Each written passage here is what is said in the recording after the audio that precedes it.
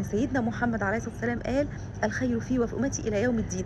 فالاخيار كتير قوي والناس الطيبه كتير قوي، ولو اتاذينا برضو من الناس الطيبه ولا اللي مش طيبه، فانا بس مش هبطل ادي، ولكني هعيد حساباتي، هطلع من الدايره بتاعتي ناس وهدخل فيها ناس. حقيقه مش احنا اللي بنطلع وندخل، حقيقه ان هم اللي بيطلعوا نفسهم، وفي ناس تانية هم اللي بتدخل نفسهم بالمواقف. اذا لا يلدغ المؤمن من جحر واحد مرتين. ايوه انا مش هتاذي نفس الاذيه، بس في ساعات ناس طيبه بتسامح تاني وبتدي نفس الثقه تاني. فهنا بقى الاذيه التانيه مش هتتعاملي معاها بنفس الاذيه الاولى ولا التالتة ولا الرابعة، لأن جسمك عمل مناعة، جسمك هيعرف يتصرف مع ده.